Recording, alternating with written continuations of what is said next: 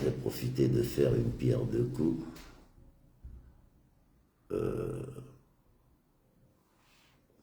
Déjà, je vais vous souhaiter la bonne année la plus sincère. La bonne année la plus sincère parce que nous arrivons en 2026 et vous savez que 2026, il y a une élection qui arrive chez nous au Congo. Mes frères et sœurs, je puis dire j'ai vécu l'élection 2002, 2009, 2016, 2022, 21 ou 22, j'en sais rien, il y en a un tout petit peu perturbé. Et nous rentrons sur 2026.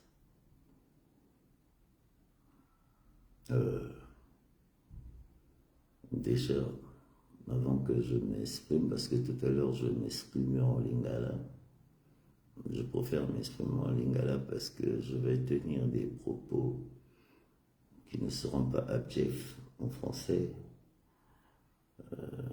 Parce que je suis sur TikTok, nous sommes pratiquement près de 1000. Donc je ne vais pas sacrifier mes amis de TikTok dont nous sommes là depuis 2h12 en train d'écouter de la musique parce que j'ai décidé de passer de la musique. Parce que si je me concentre sur vous, je pense que nous allons tous finir aux urgences. Mesdames, Mesdemoiselles, Messieurs, bienvenue à vous. Déjà, la première chose que je voulais vous dire, on nous parle d'élections présidentielles, mais nous voyons que nous avons beaucoup de grèves dans ce pays. Les grèves, les gens ne font que revendiquer leurs dus qui sont les salaires. Un pays où ce qu'on a privé les gens de leur salaire, il faut le dire, privé. Et nous les observons. Vous avez vu tout ce qui s'est passé entre 1997 et le 4 mars. C'est inacceptable. Toute une population a été prise en otage par une bande de perlimpinpins. Je ne dirais pas perlimpinpins, parce qu'ils ressemblent au Tintin. Et quand on voit le bilan, je les vois aujourd'hui là courir dans les ruelles de Brazzaville en train de préparer une élection qui n'a aucun sens.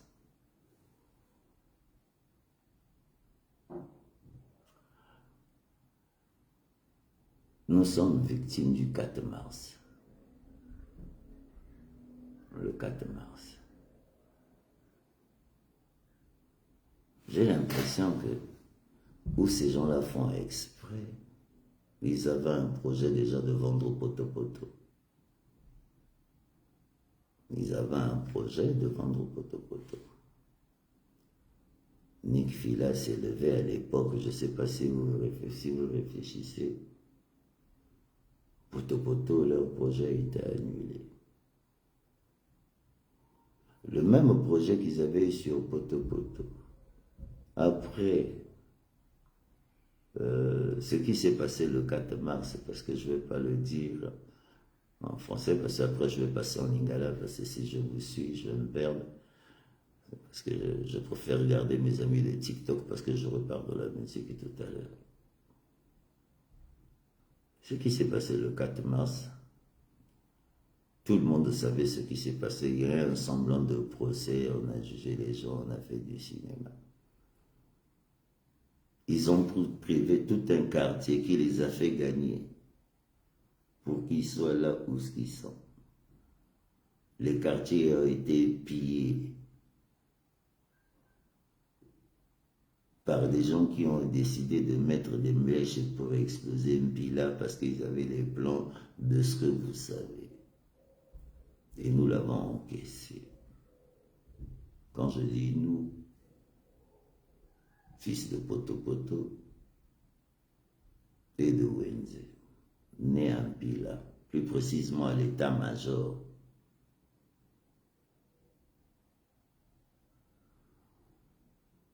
Le désordre a des limites.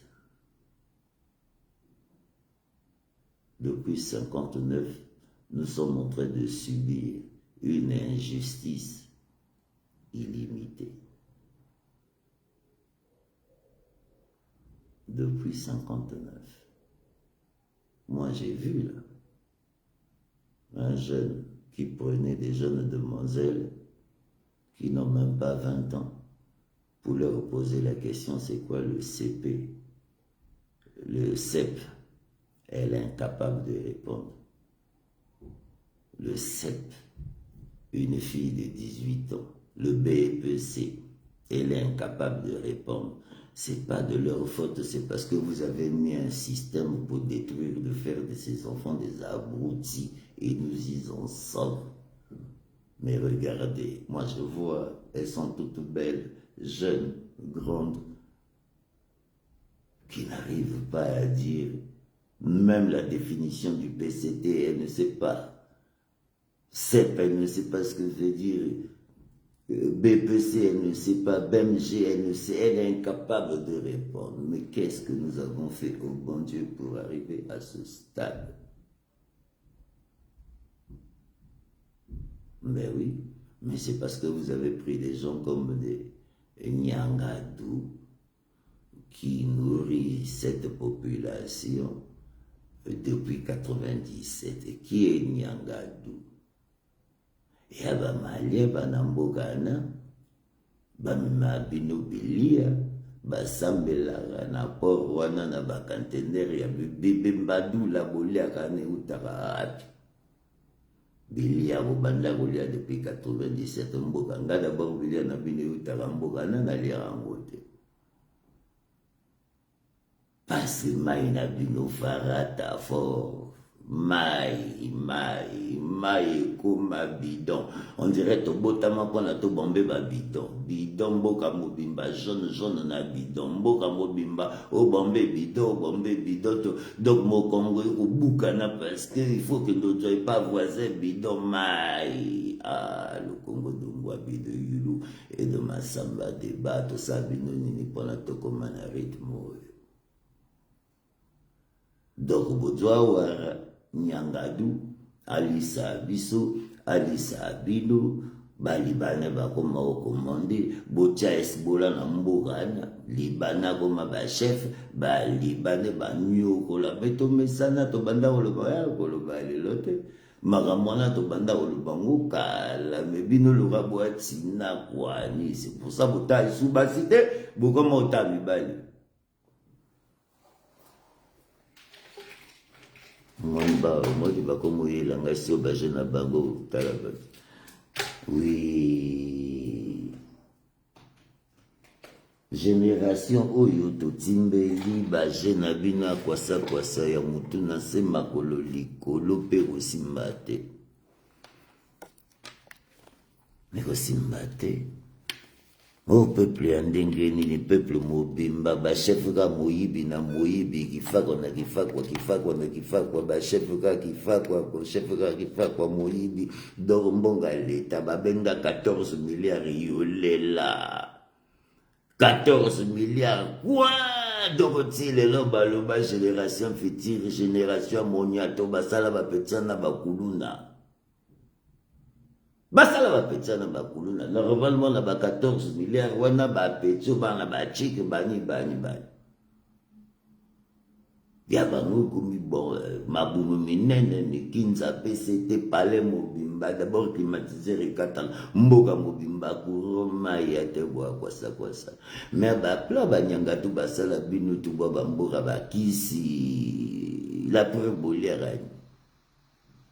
bolera nini nyanga du akoma congolais bawara passeport moniato me bango tu wana ba passeport wara passeport libanais passeport bakoma balia biango wana bango pe bakola ba député ba jeune bino mutu na sema ko likolo bana mere kosuka ti wapi mais au peuple ndengeni au peuple vraiment qui quoi ça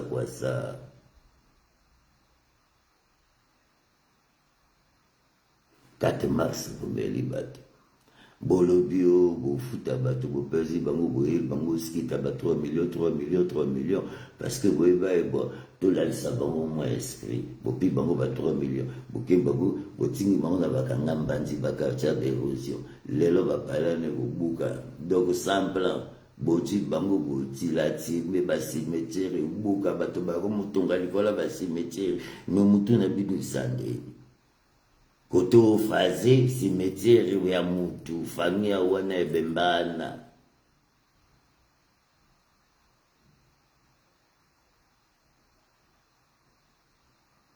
nga namoni buya na tele auti su Chine ça fait 25 ans buya kendara Chine 25 ans kendara Chine yoke ba discuter na ba chinois bani na Congo bayamba kai ba chinois babenga bango plus de 14 milliards ba tsango na Chine 14 milliards ba mbongo wana il faut botuna buya mbongo 14 milliards wapi boye la batu ba je mutuna se boa peuple boningana boa peuple ya vérité ba omela bino fort pe boana ki di ba mboka mobimba retraite futa marate mboka mobimba grève na grève bato ba mpiaka na limite mwana me bobotama bova pa ba famille bosala ba guerre bosala bango bala bovande pa ba papa na ba mama na bino la ba koko ba nani kake pa ba famille donc to botama pona to vande fa famille génération mobimba mutatonga te bino to rampiaka ka primus bogo dommage système yango pe baeli bino yolela bino na la bakoko bambange komi yolela na moi na banini bokama bavese bopiti donc opiti même glycémie apambate bopiti yolela bopiti ya moyibi bopiti donc bopitala bopeso la farata mbula soki beti mbula okota donc na mais bomoni te ebandi namoni PCT uti soki meeting soki wapi baoleka na camion yoka camion baoyamba mabanga nazanga total bata total baki na méchant nayebi te nini akoleka na me fallait sentir yoka mabanga toko bango wana tu bakobomba na ba t-shirt mingi bakomolunga kutu ba t-shirt bana mbere bandi solo bajani banda ndengo wana bobanda baja mutu na sema ko likolo kala bana mer bodoze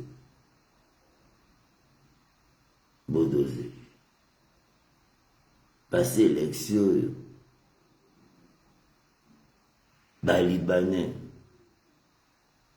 Citronel chef à Pimbo mboka mobimba tramador na bangi donc motaji bangi abakisi tramador likolo abeti pli abaye mais petit moko alobi yango na moi direct nanga moko alobi tovanda wala tobeta pli tobeti pli todi tramador tofini tonyati tramador bongo toti baomela tramador na bangi mais komoza machete okende koma mutu te boja famille Rwanda bokotisa bango na 97 na Kintele biso tokola na culture machete na mbogana mais bango wana tu bakoma bakongolele la preuve bakoma wela bino bater namona donc moko boye balobi bengo alobi bate leta epesa biso ebandaka ndenge wana baje wana bato ya kisasa bakobenga bino masolo balobi bobendala masolo bana mere me lukambo ya kidiba mboka ya kidiba mboka bomba bolelaka dobage minute botala su mibale botala su basi te bokomotaka mibale na basango mpe minute baotula fort libabe mboka mpiaka mboka kaneto mboka jeta mboka bato ya libabe tobotama mpona to vivre bino bana mere bomitana lelo bolue bachapito pct bomoi ndenge koti monyato te kope na bino na pct bodongisi musa le pauvre bomoi déjà président et secrétaire général ya pct aleki ola sekame alobi mais je fais quoi encore là bana mere mboka na babaele bino babaele mpe babandi oloba bino ngudu mpe kala boka bokende élection ole bodepase bambongo wana boganye déjà te population boyebi boganye donc bosala baélection na bino bovanaombre bato bodepase balikonda dimanke bato baokufa mpiaka mpe bobemi bolobi bwa bato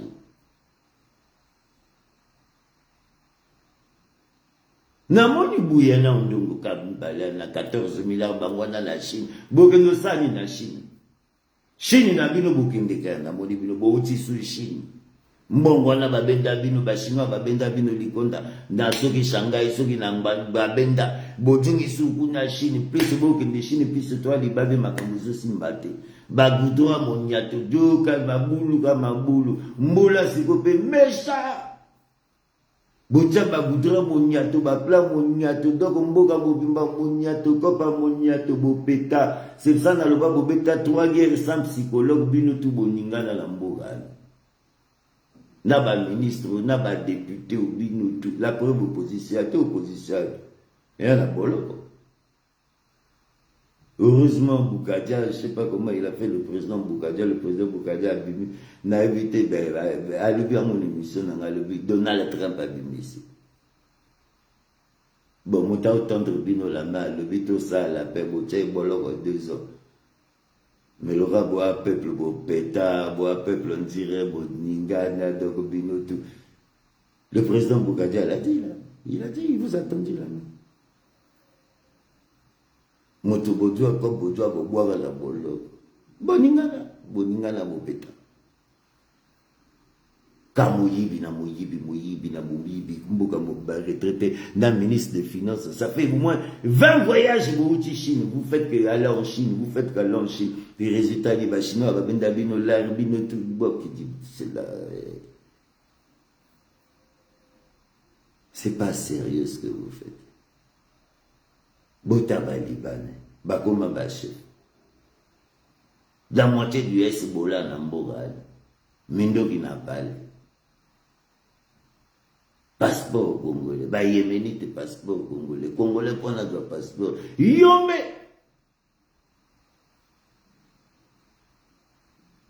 Mais ce qu'on parle, vous dites opposition. Quelle opposition? Vous avez gagné votre élève. Vous avez gagné, vous gagnez. Au lieu d'emmerder les gens. Prenez cet argent, Bokende. Là, j'ai appris les bongos. Vous avez interdit les bongos d'aller au nord faire la campagne. Mais d'abord, les bongos. Les bongos, ce n'est pas celui qui est avec le général Bokoko qui est en prison. Naba les bongos, tout bopema, boué la bateau palpite, opposition à l'élection. Bah gagner, bah n'a mis de la preuve au Boa et au Kébisabino tout. Au Boa vient de le dire là. Au Boa le doigt, mais Kéma Kébisabino. Les mamans, vous allez manifester, vous manifestez, n'a pas parlé. Donc, abîmer gangi quoi, gangi a fait le roi. Béa.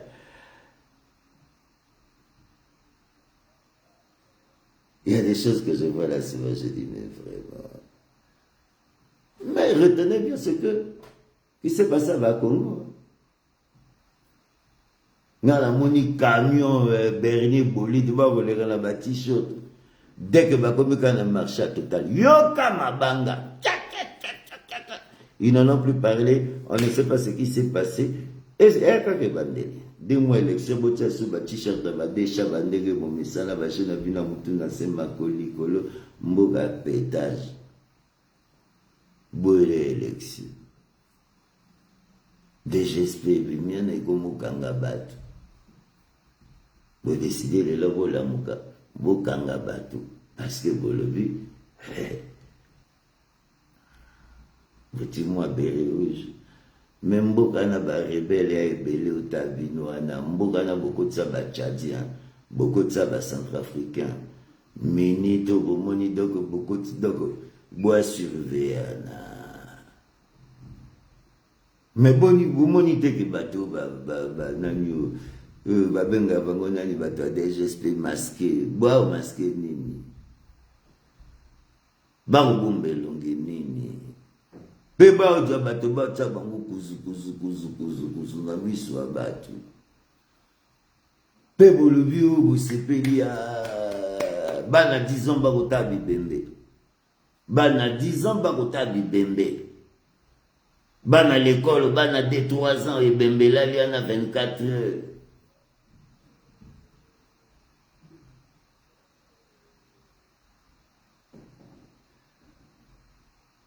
Et bobo la bino politique, ya li gablo nanga boye ake. Na fungola plo point la bato. Mboka mobimba bojanga kami atufi. Botambola na atufi. Boliara na atufi. Mabomona teler bambule beta na atufi. Tufi. Nganga beta bino buti. Bato badzela ka kingole emba muti. Kingole emba ngo. Batufi bone na ke utaka. Et Marabo, moi là déjà quand même tout écoute en ambuka. Bah je n'ai pas mutuna c'est ma colicolo, c'est pour ça que les Libanais ba osaka na binu tout. Peuple ayolé la bobeta 3 guerres mutamona docteur bobomba bibembe bino botala bibemba 97. Est-ce que mutamona déjà docteur? Les là bwana ba 40 à 50 ans. Le fait au monde bembe mutune ningani déjà. Maintenant, bah, oui, la bateau, bouquet d'élection, vous gagnez.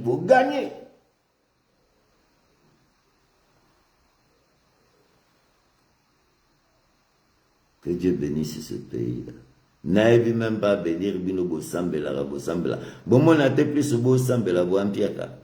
Bokendeke pas Bacastano, Bongindisa, Batoana, Trou, Bomona, Castano, Bomona, Bafa quoi. L'église qui fait quoi, tout cas qui fait quoi, Moïbi na, Yewana pasteur, Yewana chef à l'État, Yewana lambonga l'État, Bangwana ba okabola bambonga l'État. Bo sepeli pontan solo. Pontan sola bibembe, Pointe-Noire, la capitale économique, et pas Bacastano. Babo Sambelati. Nous avons quoi la Pointe-Noire te poigne. Ya ba jeune abina mutuna se bois peuple boningana bois peuple abafou. Continuez à prier. Bon, du côté de TikTok, je vous dis, du côté de Facebook, je vous dis au revoir. Je repars du côté de TikTok, on est 1000 personnes pour 8000 j'aime. Au moins na TikTok balinga. Na bato pas TikTok, botala ngai. Na yo beta 3 heures de direct. J'aime à Pamba Botinda anga. Bino pe musupe bino tu boningana, bino tu botanga ba Kongolo boyoka guerre. Bobo suluka guerre. Na lo bate bobo sala guerre. Boyoka guerre boka bobi bino tu boningana. Bomitala na tu naka bino j'aime à Pamba. J'aime. Moni mina j'aime. Mais là soki na lobi na bino botinda nga fleur. Voilà boba bonga, voilà boba la kabwe. Parce que la lina bonga la bajam na bino na lina bonga la batinel na bino ba la mer la beti le gablo la ngapon la ndoule.